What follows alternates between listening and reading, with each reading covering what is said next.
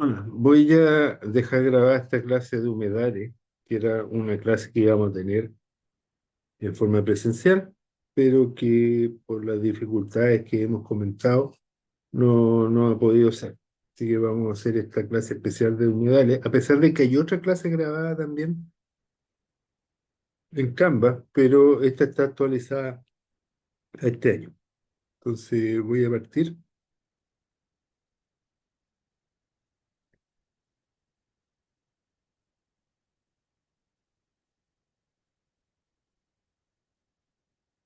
Ok. El tema de esta clase es sobre humedales y lagunas.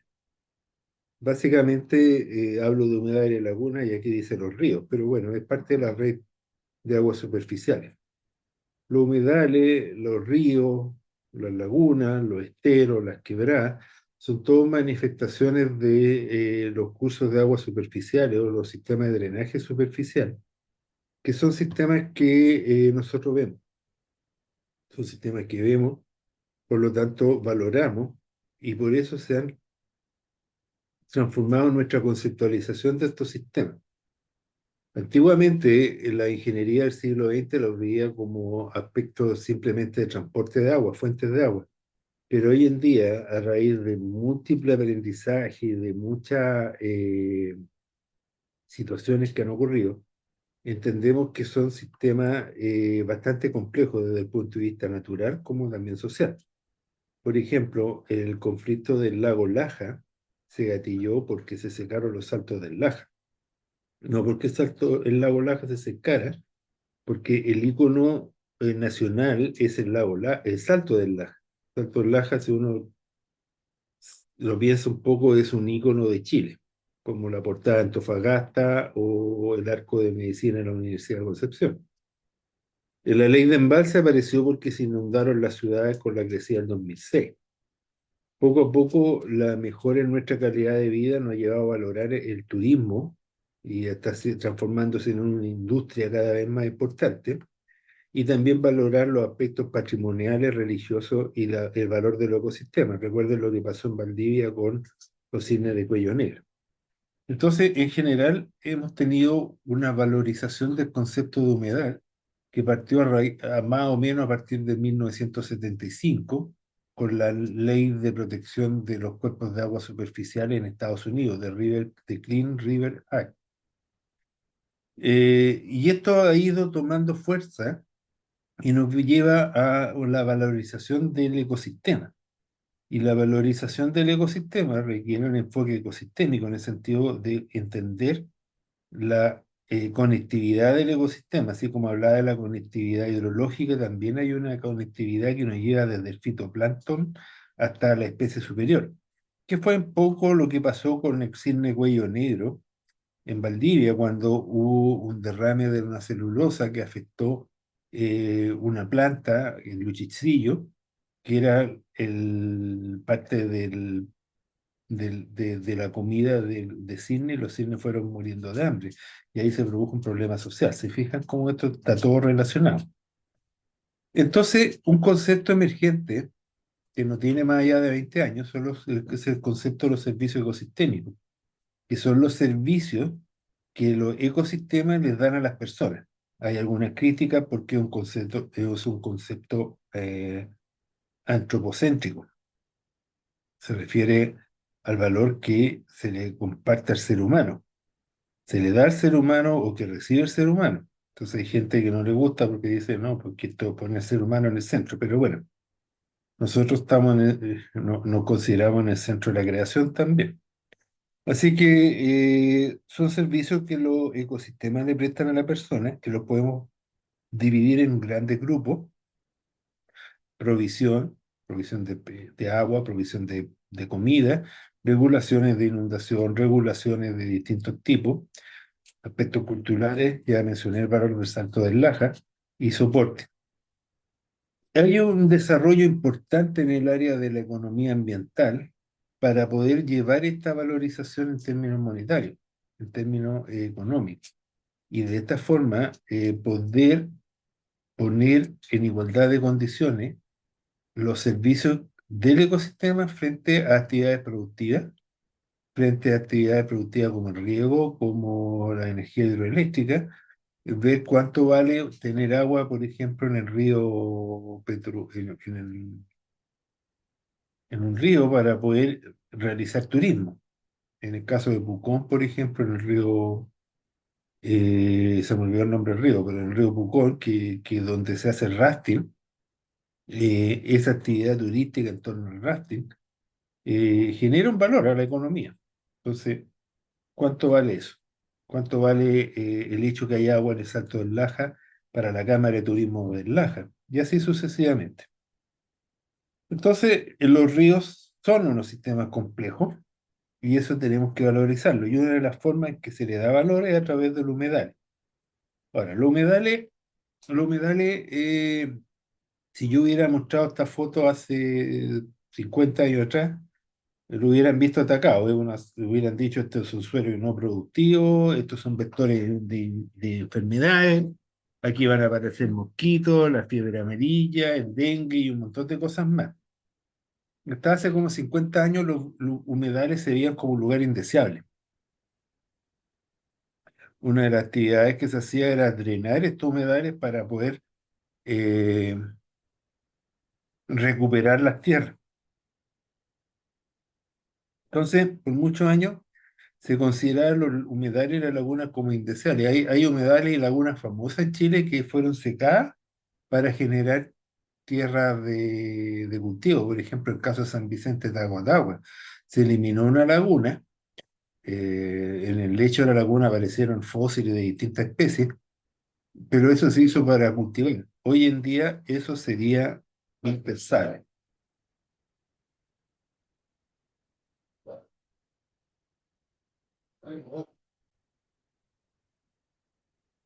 Entonces, en la medida que se empiezan a valorizar los ecosistemas, se empiezan a incorporar en las leyes la protección de estos ecosistemas, pero había un problema muy grande porque localmente tienen muchos nombres distintos. Cuando nosotros,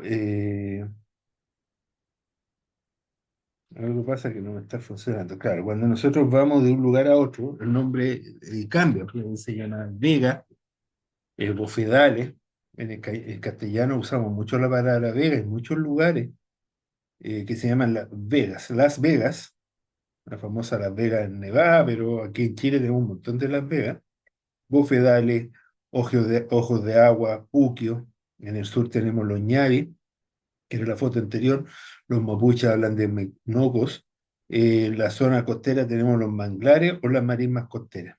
Entonces imagínense desde el punto de vista jurídico, hablar con el nombre local era muy complicado y por eso se usa el término genérico que se llama humedal, o humedales. Y en inglés ocurre lo mismo en inglés, se llaman wetlands. Tienen un montón de nombres distintos. Entonces, humedales es un concepto que agrupa todos estos distintos nombres locales.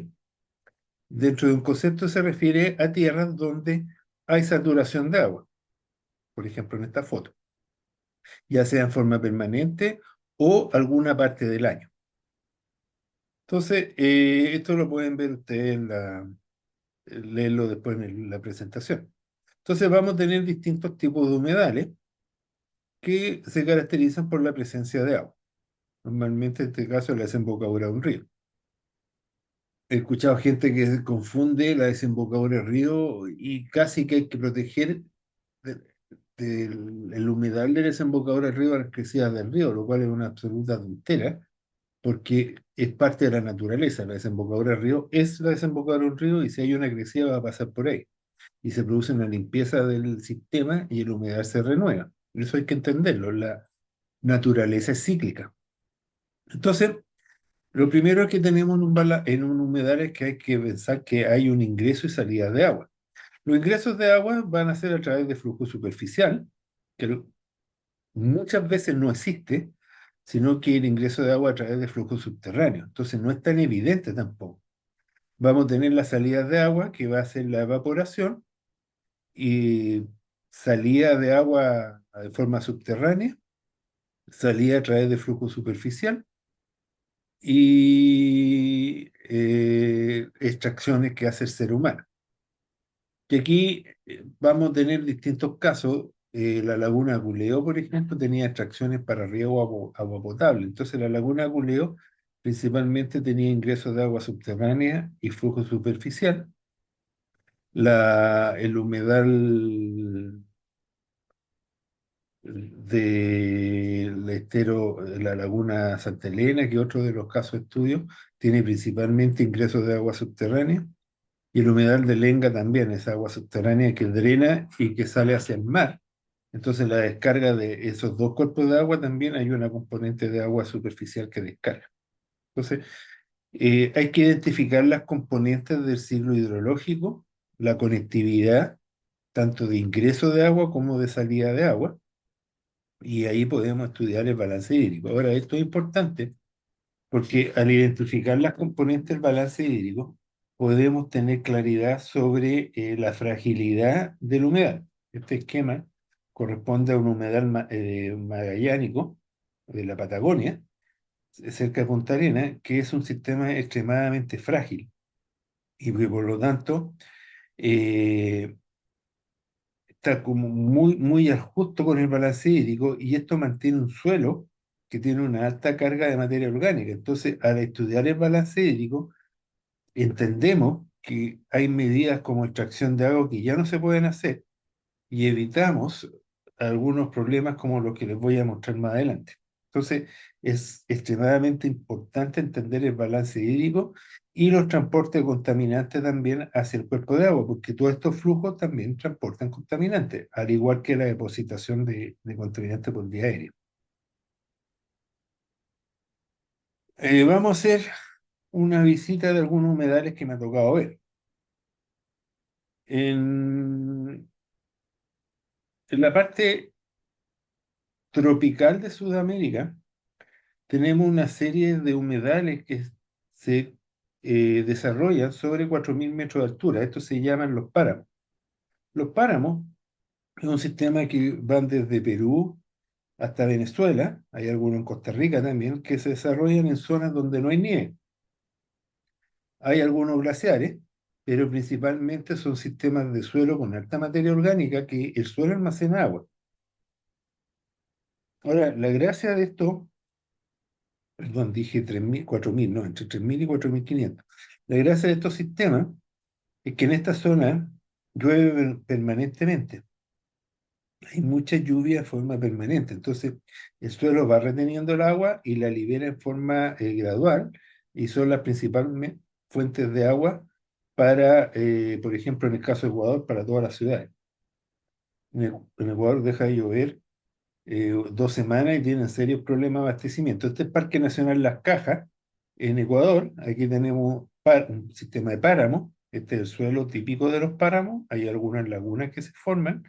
Y este que está con la parca roja, la mochila y el gorro australiano soy yo, que estamos visitando y viendo los sistemas de páramo. Noten el suelo, fíjense la característica del suelo. Aquí el suelo tiene un rol muy importante en la mantención de ese ecosistema.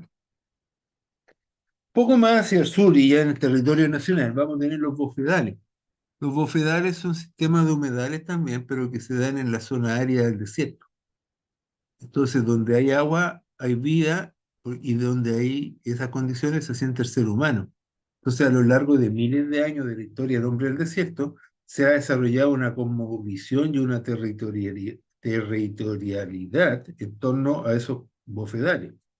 Entonces, tienen un valor extremadamente importante.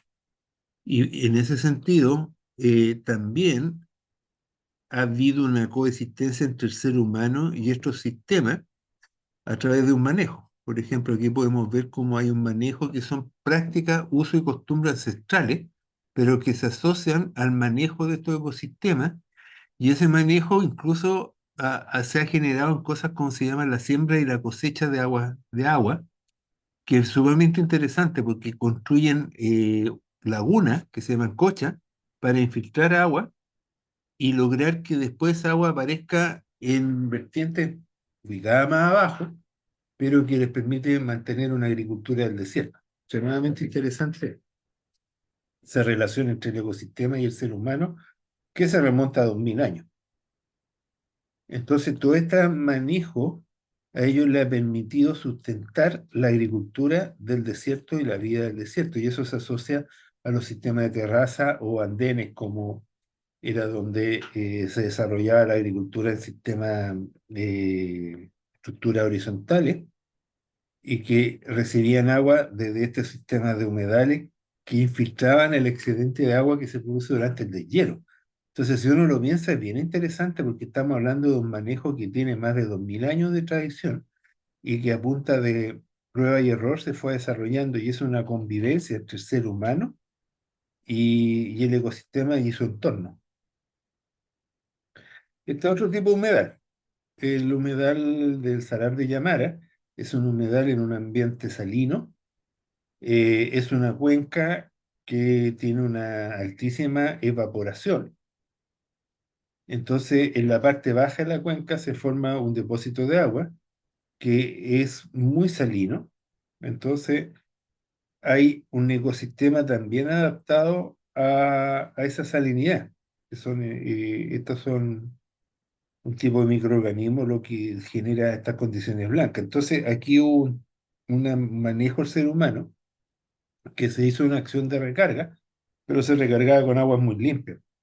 Entonces la afectación al ecosistema no fue por hacer recarga, sino que fue por usar aguas con baja salinidad. Y eso lo aprendimos después de que tuvimos que hacer ese estudio en el que participé, por eso que estoy en la foto. Entonces, este es un sistema muy interesante que depende de las condiciones de salinidad del agua.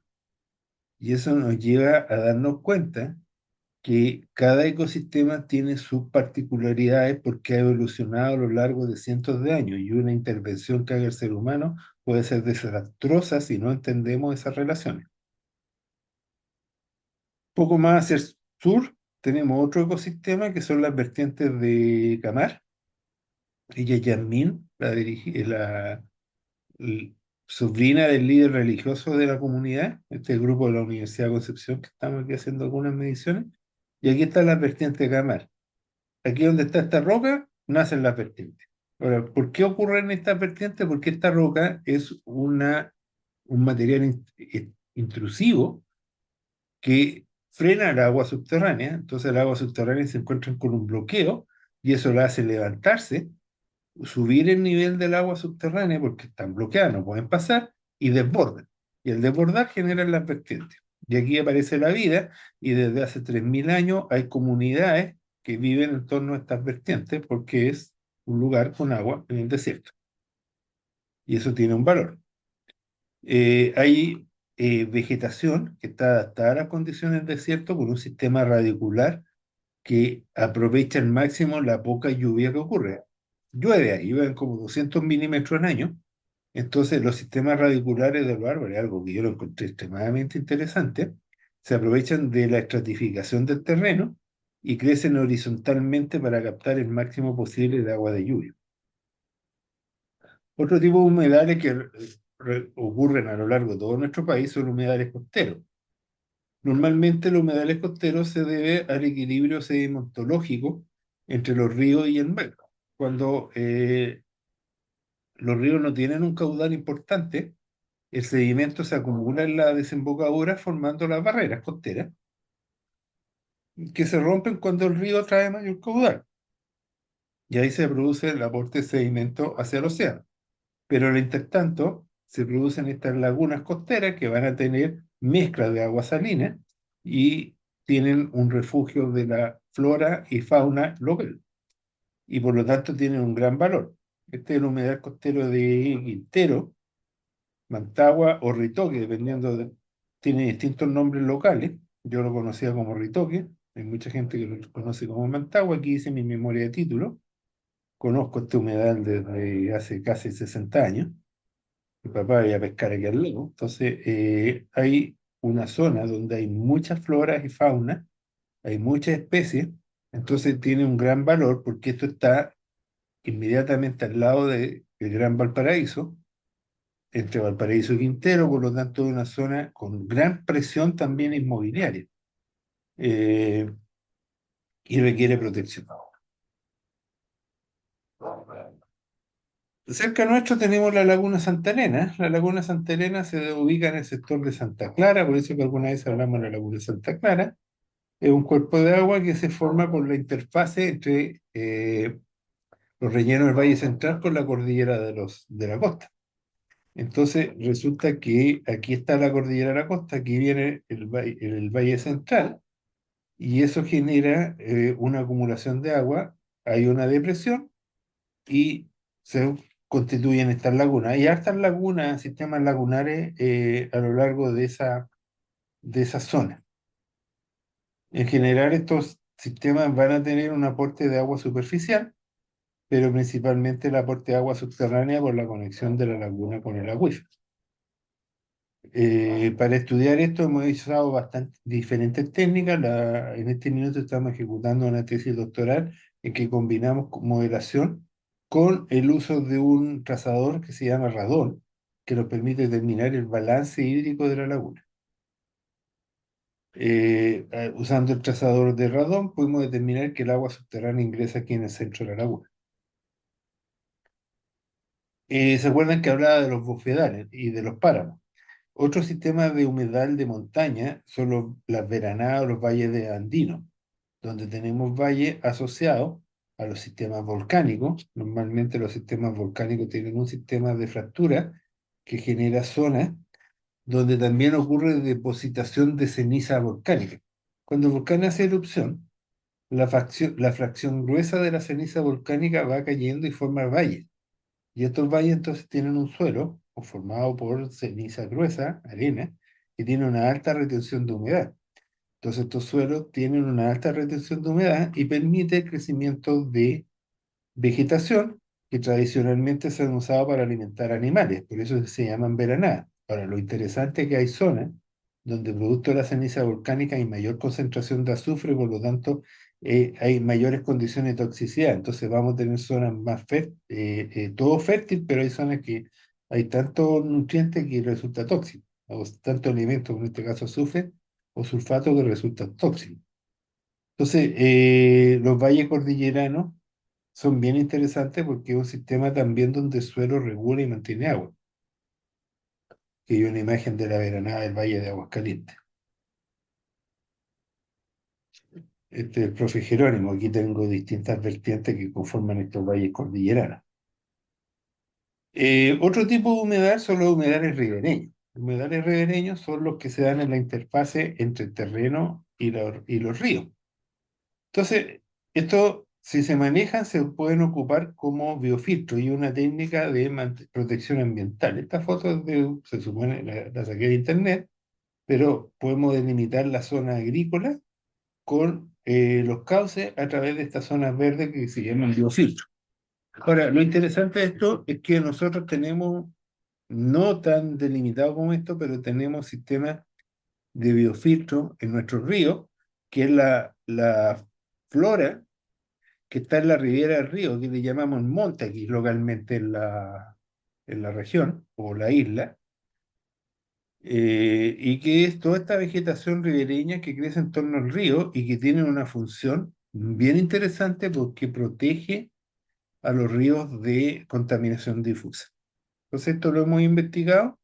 He participado en proyectos con la Universidad Austral. Aquí tenemos un sistema de biofiltro sobre los humedales ribereños y cómo estos protegen el cuerpo de agua dulce, cuerpo de agua superficial, de la contaminación que puede haber por la actividad agrícola.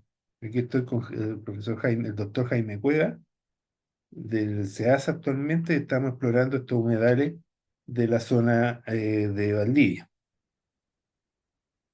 Y más al sur tenemos los humedales patagónicos de las Vegas Magallánicas, que son zonas donde nuevamente uno piensa que en el sur siempre llueve más, pero al llegar a Punta Arenas llueve menos. En Punta Arenas llueven apenas unos 400 milímetros al año. Entonces son zonas donde en la depresión del terreno se ha acumulado materia orgánica y estos se usan para el pastoreo. El tema es que, como les decía hace un rato, el balance hídrico es muy ajustado en esta zona. Entonces, cuando se hicieron construcción de drenaje en los 90 para regar La idea básicamente era usar el excedente de agua que se suponía había en esta zona para regar esta zona y aumentar la explotación agrícola. El problema es que no existía ese excedente de agua, se construyeron los drenes y los drenes afectaron el suelo, que es un suelo altamente orgánico.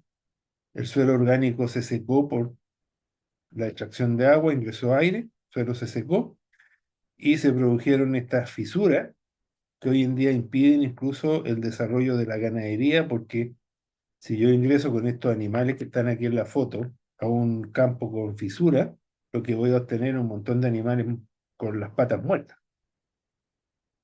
¿Se fijan aquí como lo grande que puede ser una fisura? Entonces, estas medidas de drenaje que se hicieron para usar un supuesto excedente de agua, lo que hicieron al final fue destruir varios cientos de miles, varios miles de hectáreas en la zona de las Vegas Magallánicas.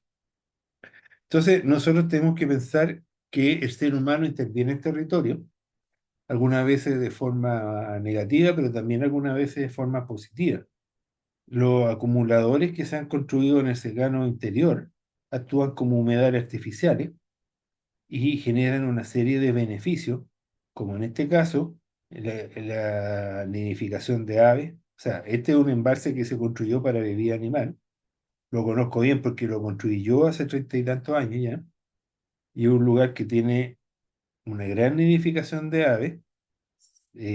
Ha dado servicio de protección frente a incendios y hoy en día uno de estos embalses está declarado humedal urbano.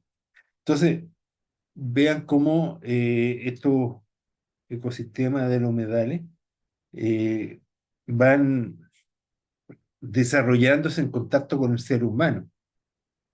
No, no, no, así como le decía el ejemplo de los bofedales en el norte, en que se desarrolló en conjunto entre el hombre del desierto y los sistemas de siembra y cosecha de agua, en nuestra zona del secano interior tenemos aciertos, como la construcción de algunos tranques, que se transforman en áreas de refugio de aves. Entonces, curiosamente, cuando hubo este, o no curiosamente, así funciona la naturaleza en realidad, pero cuando hubo este tema con la muerte de los cisnes de cuello negro en Valdivia, en el río Cruce, muchos cisnes de cuello negro emigraron hacia el norte, y de hecho aquí en este mismo embalse y en la laguna Santa Elena hoy en día encontramos cisnes de cuello negro que hace 30 años no estaban. Eh, la evolución es una fuerza potente que está en la naturaleza y el ser humano al intervenir en la naturaleza permite que la evolución tome otro camino y es altamente interesante y tenemos que tenerlo en cuenta. Eso era, chiquillo. Voy a parar la grabación y se los voy a dejar en